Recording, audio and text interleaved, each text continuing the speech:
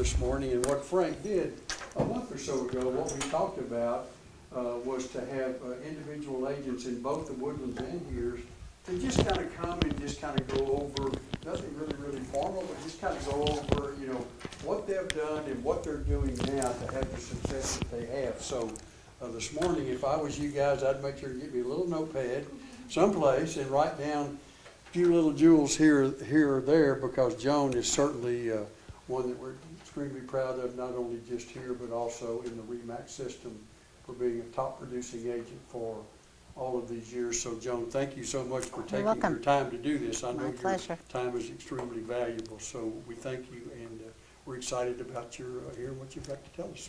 Thank you, buddy. Thank you, Joe. Thank you.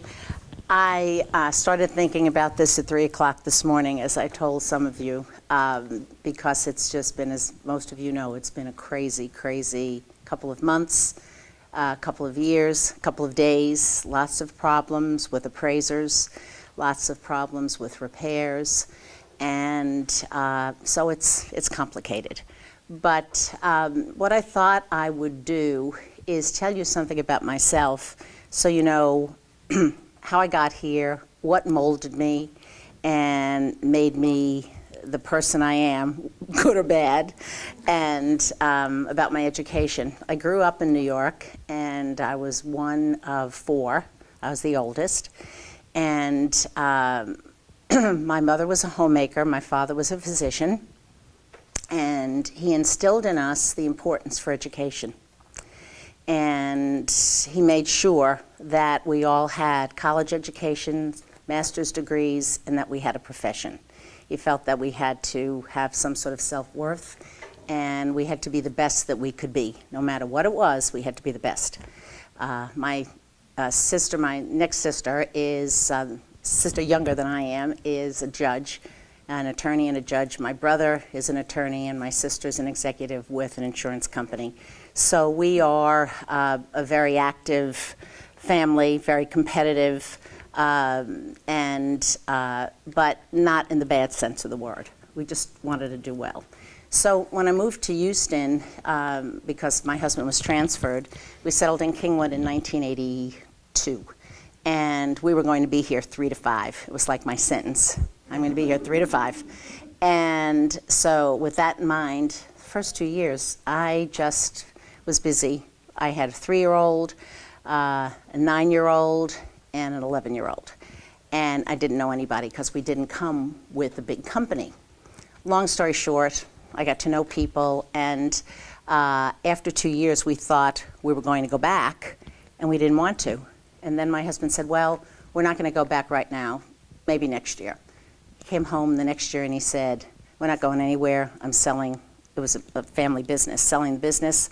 And so I'm going to be busy the next year, so get settled. So I decided to go into real estate because a friend invited me to join Coldwell Banker, which was just opening up here. And I went for the interview. I figured, well, you know, it'll keep me out of trouble. And my education was with a history major, minor in English. What the heck do you do with that? So I was a teacher. So I went for my master's, so I have 2 master's degrees, one in education and one in reading. And believe it or not, that's helped me over the years. I only taught for 2 years. And then, so I started in real estate in 1985, and Coldwell Banker had a great training, and Remax has great training. And most of you have experience, but you should never stop learning. Take all of the training that there is and do what you're told. I did. I hated some of it. They made us cold call. Oh. They made us, we would have to meet at 5 o'clock on a Monday night with the newspaper, and they'd circle all the people we had to call. I dreaded those Mondays more than anything, and I did it for a couple of weeks, and then I just told the instructor, I'm not doing this. I don't like it. And she said, okay. We had to cold call, door knock, and call expireds. I never did any of those 3 after the first couple of months. I don't want to go to people's doors I'm also very nervous about going to meet strangers, so I didn't want to knock on people's doors.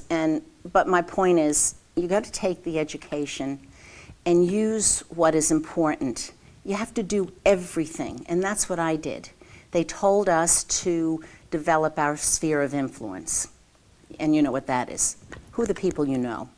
And at that point, it was writing. You would write letters. And to this day, I still write.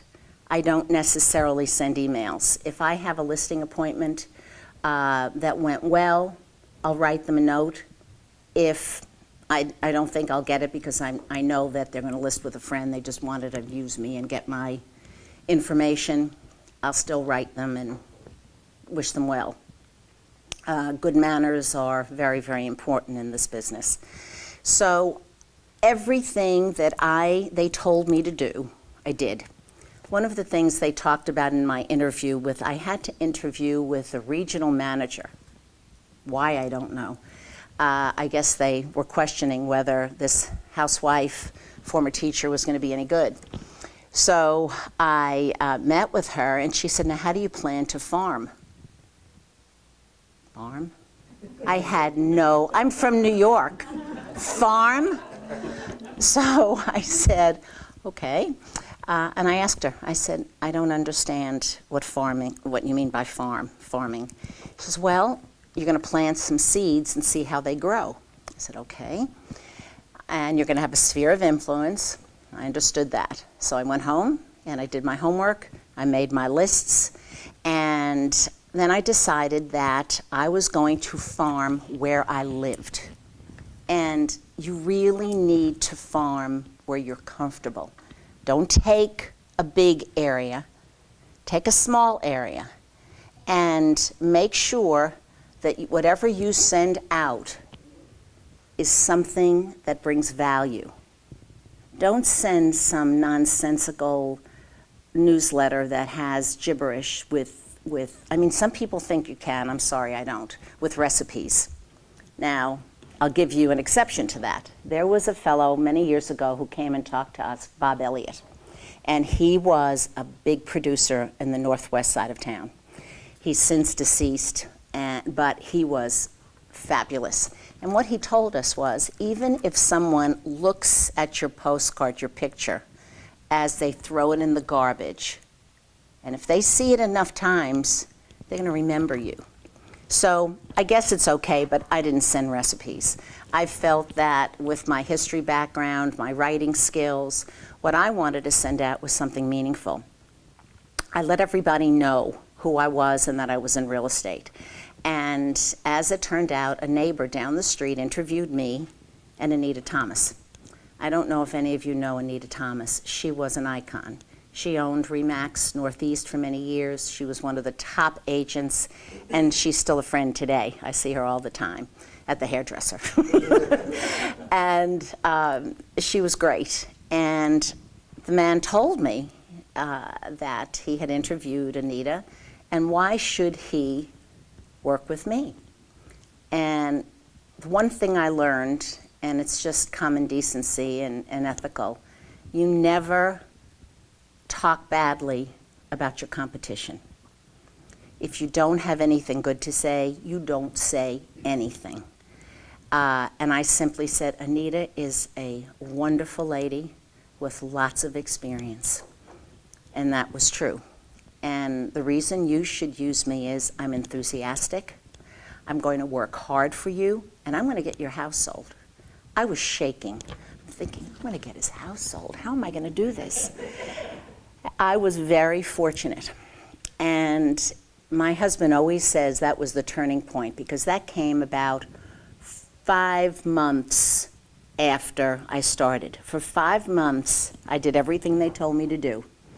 I wrote my letters. I talked to my friends. I asked agents to sit at open houses. Every Saturday and Sunday, I sat in open house and picked up customers. Of course, not for that house. And you know what we're taught to do. You talk to the people and try to figure out what they're looking for and say, I'll meet you at 5 o'clock, We can discuss what you might be interested in, and we'll take it from there.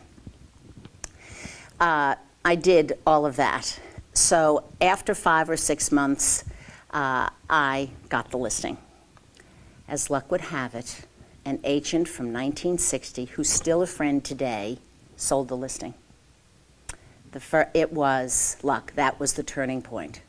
If I didn't do that, I don't know what would have happened. Maybe something else. But what happened next was I decided to send a letter out, again, to the neighborhood, saying 30 days ago, I sent, or maybe it was 20 days ago, whatever it was, I sent you information regarding a listing on Pleasant Creek Drive in Foster's Mill Estates. I'm happy to report that we have an offer on it. It is in pending, and it will be closing next week. If I can help you with any of your business, please let me know. From that point, within 6 months, I had every listing in Foster's Mill Estates. I had 6 of them, but I just didn't send letters. I sent them information, and not just numbers, not raw numbers. I sent an analysis, short, sweet. I gave it to my husband, and he said, let me read it because you tend to be long-winded. And I said, okay. So he read it, and he said, this is to the point, do bullet points, explain what's happening in the economy, explain what's happening in Kingwood, and show them what's happening in their area. Well, that was from April 85 to probably April 86, when Sarah and Ed opened Remax Associates. And a couple of us were looking into it. We loved where we were, but we were not happy with the situation. I had earned all of these listings on my own, and our manager had 5 favorites, and she fed them all of the corporate listings. Now, I didn't think I deserved any. I didn't work my way up. But when you win over an area and you achieve what I had done, maybe throw me a bone? Nothing. So we all left. The bad thing was, as I was naive and very ethical, and I did not feel that I should call my listings until after I had resigned.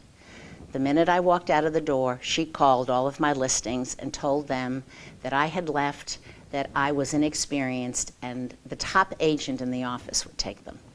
I learned a very, very hard lesson. However, I picked myself up, and I called the people, and they said, well, she's called us, and we don't have a choice. I said, that's okay. And I went on. I kept doing what I was doing. And pretty soon, with the Remax name behind me, and I kept learning. I kept taking courses, and I got my GRI, CRS, and then I guess it was 5 or 6 years ago I got my broker's license because I continued to want to learn. When I came to Remax, what I did was continue to do my farming. And farming was a little different then. Now you've got the internet.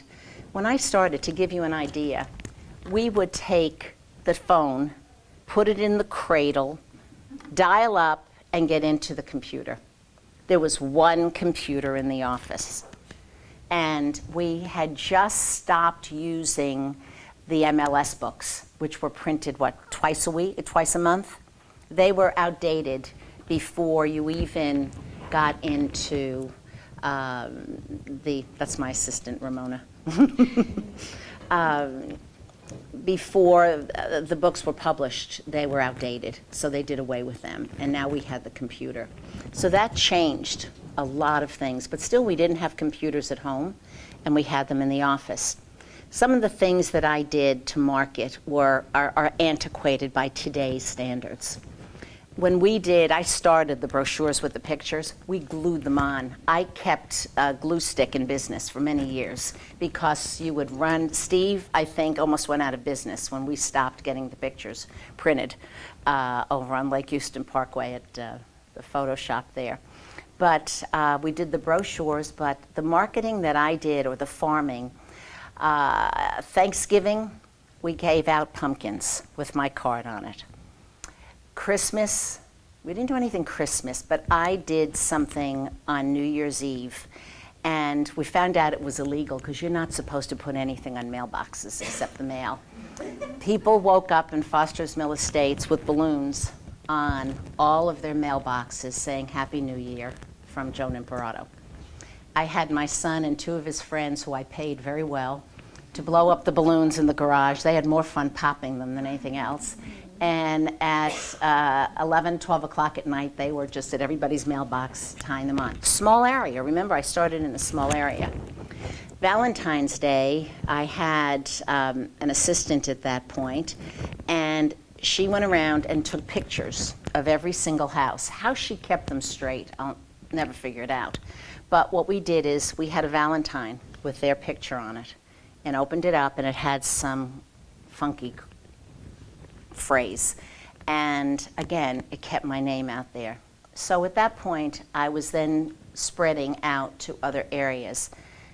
Today, people don't do those things. You do so much on the internet. But that's how I started. And those are some of the things that I did.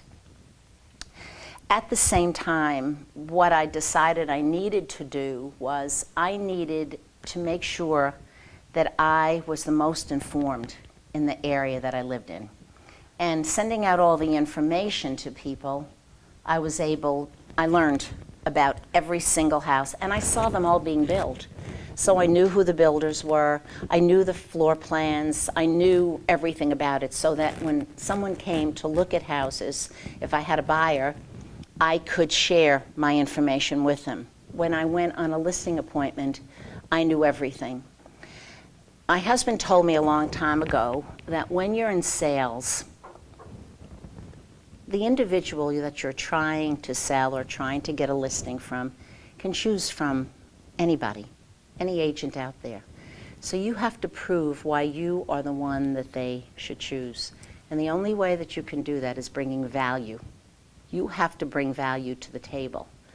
And the value that I can bring is my knowledge and expertise. The knowledge you can bring is what you can learn. And a lot of you are experienced, so you know a lot. And just keep learning and keep doing. I think it's important. One of the most important things, no matter what, is ethics. We are very fortunate in this part of the country, and especially in Kingwood, that we don't backbite, we don't talk about each other, and we don't have the clawing that takes place in some other realms of real estate in different parts of the country. And I think that's important. I always say to people, be kind, be nice, be smart, be professional, and be ethical. I talk to a lot of agents when we are negotiating contracts, older agents and newer. And I'm fortunate that most of the time the agents understand, and we all understand, that we're trying to get to the same place. We represent different people, but it doesn't have to be contentious. Unfortunately, you will see, and I'm sure you found already, there are some agents who make it contentious. Some people create a problem so they can fix it, and it makes it very, very unpleasant. You've got to deal with it, and what I would suggest, if you have to deal with people like that, do everything in writing. Do everything, send everything written, send emails, so there can be no tone to your voice, no innuendos, no frustration, the facts. And it's just better to do it that way. You're also going to meet a lot of different people as you go along as far as customers. Some are going to be wonderful, and some are not going to be so wonderful. I'll tell you a story about a gentleman, wonderful man. It was early in my career, and I had listed a house for a very good friend who was going through a divorce, and she had bought the house through the VA because she was a veteran. And we had done the numbers, and everything looked as if she could pay all the costs and do everything and and work out all right. She was going to be able to sell the house. There was nothing like a short sale back then. What was a short sale? You didn't have enough money to come to the table. And, you know, who knows what you had to do.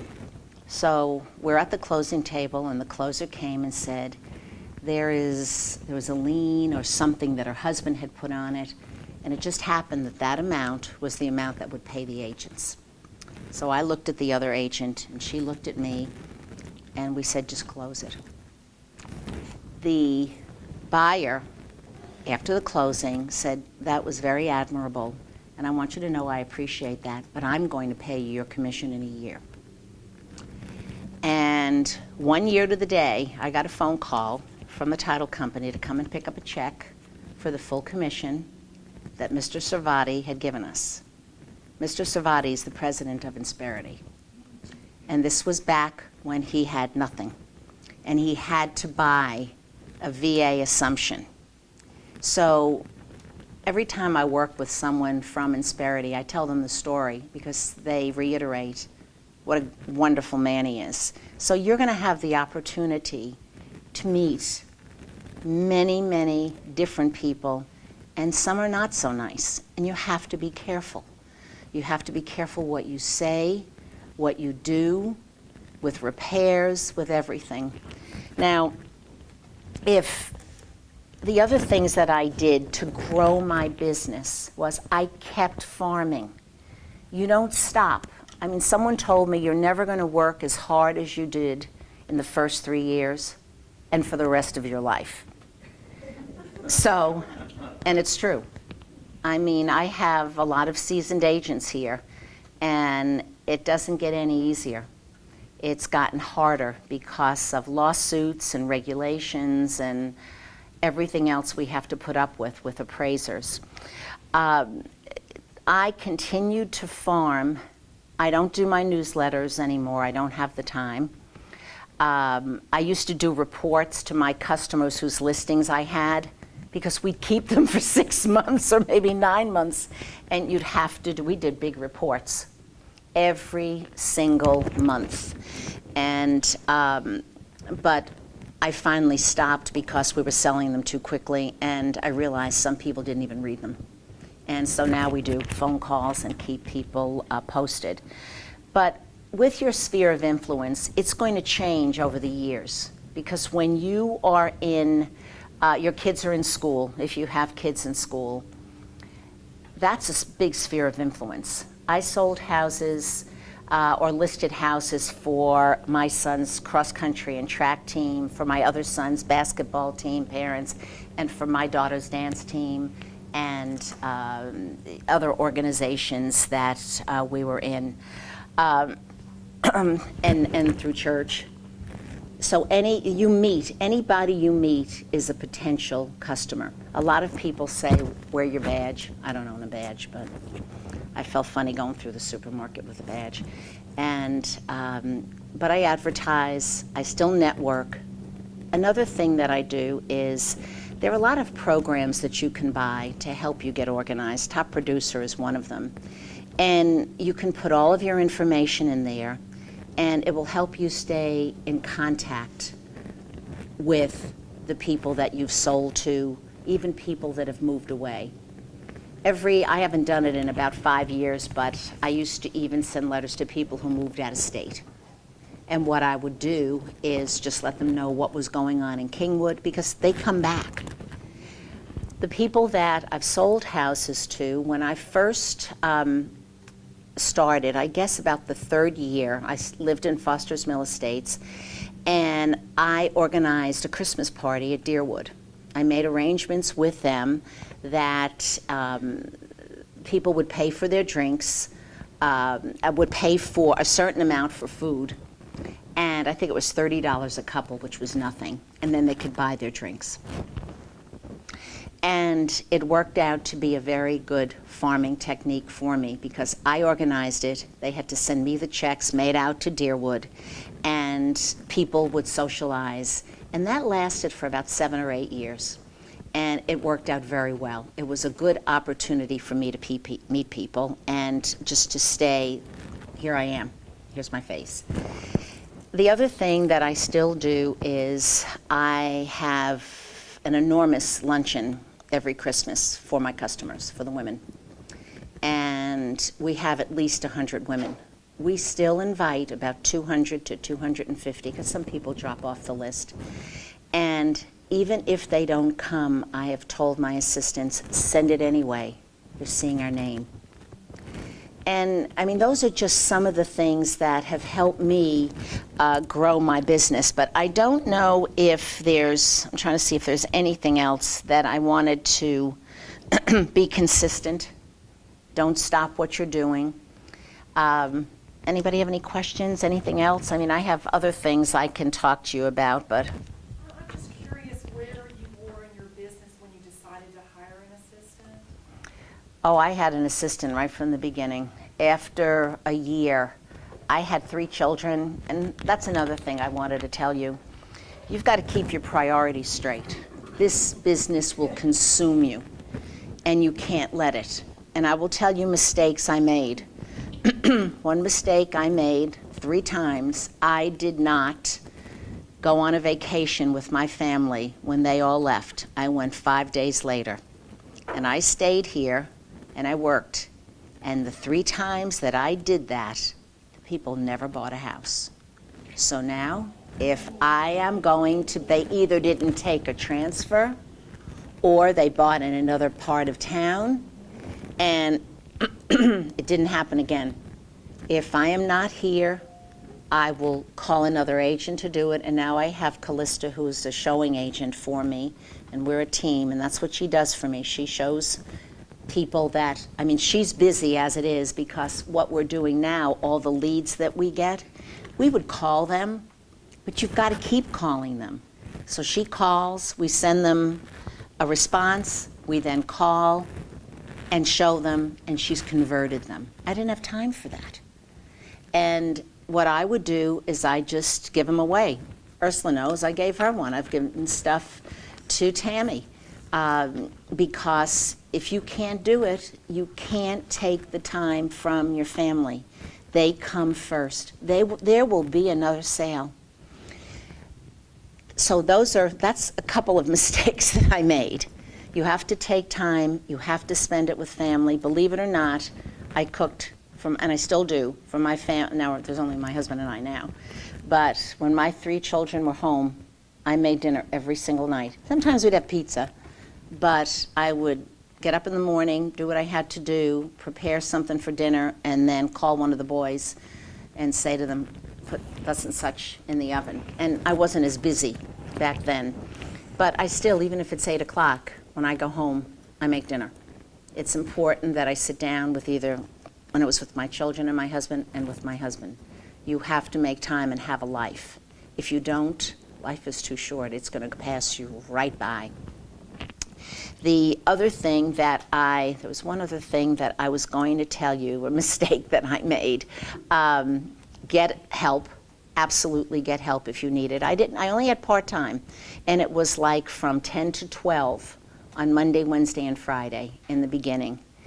And then it was you have to invest in your business. You can't sell a house and then go home and rest for a while. Another thing my husband told me was, because he had been in sales at one point, the high point is when you make a sale, the low point is when you make a sale, because you've got to get on to the next one. You always have to be thinking ahead, and you have to think, what am I not doing? Every January I try to sit down and figure out where my business came from that year, who I haven't spoken to recently, who do I need to write a letter to. I send gifts to all of my sellers and buyers after the closing. We send letters out in January to remind them to file their homestead, because some of them don't remember. And we tell them, don't send the 15 or 35, it used to be 15, I think it's $35 or whatever it is. You need to bring value. Your value is you care about your people and you're keeping them informed. Anything else? Joan, I know every week you have an ad in the local paper. Mm-hmm. Could you tell us a little bit about the value of that or your reasoning for doing that? It's probably worthless. We don't get any calls. If they do, they come into the office. Sometimes people do, but I have very demanding sellers and they want to see it. And that's why I do it. And it also pushes me. My picture's there. And I bump into people all the time. I know you. I was on a plane a couple of months ago, and this flight attendant, not stewardess, flight attendant said to me, "Hey, you're the real estate lady in the paper." God. And so it's recognition. That's why I do it. I think that's where the value is. That's the value, but you've got to do more than have an ad in the paper. It has to be, we've seen your signs, they have sold signs. We've heard nice things about you. And, or so-and-so used you, they thought you were great. I'm telling all my friends. I got a letter from an email last week from a gal that I literally had to talk into buying a house because she just came from Chicago. She couldn't make up her mind. And I finally said to her, listen to me carefully. This house is at the end of a cul-de-sac. It's been completely updated. It has every single room that you should have, and it is the right price and the right house for you and your family. And it took her about 3 weeks, and thank God no one ever bought it, and she did. And she wrote me a letter saying, I am so glad you talked me into the house, and thank you for this, thank you for that. We love the house, and thank you for all the people that you've recommended. We appreciated your candor and honesty with us, telling us exactly why we should have done something and why another house. Because if I don't feel that a house is right for them, I represent them. I have to tell them. And we get nice letters all the time. Every once in a while you get a crank, and that isn't so nice, and I've had one or two in my career. But you have to let that go because you know you did the right thing. And it's usually about repairs. But that has to be just one of the things. I tell people their house is the spoke of the wheel and the center of the wheel, and the spokes are the things that we're going to do. And whether it's advertising, networking, everything. We do the virtual tour. That's not going to sell your house. The virtual tour isn't going to sell your house. The brochure isn't going to sell your house. It's the right person coming along and us pounding the sidewalk to find them, even if it's calling agents and saying, hey, I see you're showing, I heard you're showing in this price range. Show this house. And it's communication. You have to have good communication skills with the buyers and the sellers. You have to talk to them bluntly and honestly, and they don't want to hear it. And sometimes you have to walk away from listings and buyers who are impossible. Give it up. It's not worth it. Joan, I'm glad you just mentioned that because I know there's been several occasions when you've called me or come by. We kind of talked through a situation, and every time when we get through, you always say the same thing. You say, buddy, I'm going to do what's right. I'm going to tell them exactly what's going on, and it's going to be what it's going to be. And I know Absolutely. Every time I always go, boy, that's exactly what I would do. So that's extremely important to hit those areas that are very difficult. You gotta hit them head on and you explain what's going on, and you go from there. So I've always appreciated that in your approach with your clients. Well, I appreciate that I can come down and talk to you because sometimes you're at your wit's end. And people, when they're emotionally involved in the sale of a house, say things they don't mean, and they get ugly. And they forget about that, and there are no apologies. But, all you can do is keep your head up and do the right thing. And if they don't like it, it is what it is.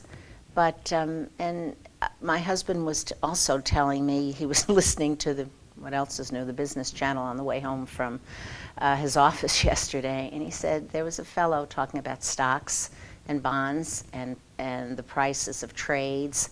And he was talking about real estate. And the comment was that there is a wave coming where realtors, as the prices go higher on the sale of a house, the commissions are not going to be the same. And it used to be that way on the East Coast, where up to a certain amount you would get your 3%, and then it would be a sliding scale depending upon the price. And this commentator said that could be coming. I mean, our prices are not like the ones on the East Coast or the West Coast, which are out of sight. But so we have to prove our value. It's all about money. I just had to give up a large part of a commission yesterday because of an appraiser. And the appraisal came in quite a bit under what it should have. And I know he was wrong. I called 3 appraiser friends of mine, sent them the appraisals, and they told me, this is way off base because the adjustments were out of whack. The adjustments, one house was 5,900 square feet, the subject property, and the others, 2 of the others were 77 and 7,000 square feet. He adjusted 180,000 and 187,000 off the price. An appraiser is not supposed to use, if he can, anything more than 10% larger, smaller. And if they do, they are not supposed to adjust that much. I called this appraiser last Monday to ask. I had met him at the house. I gave him the floor plans. I gave him a schematic. I gave him the $300,000 worth of updates, extras. The backyard was fabulous. There was no backyard like this. And in my rebuttal, I took pictures of the backyards. One was a barren wasteland. It was ridiculous. He made no adjustment. I had called him before I did the rebuttal on Monday to say, I told him who I was, he knew who I was, and I said, is everything all right? Do you need any more information? He said, oh, I'm finished. I said, have we met value? He said, oh yeah, no problem. On Wednesday, it came, and there was a big problem. I called him back, and I didn't scold him, and I said, you know, I told him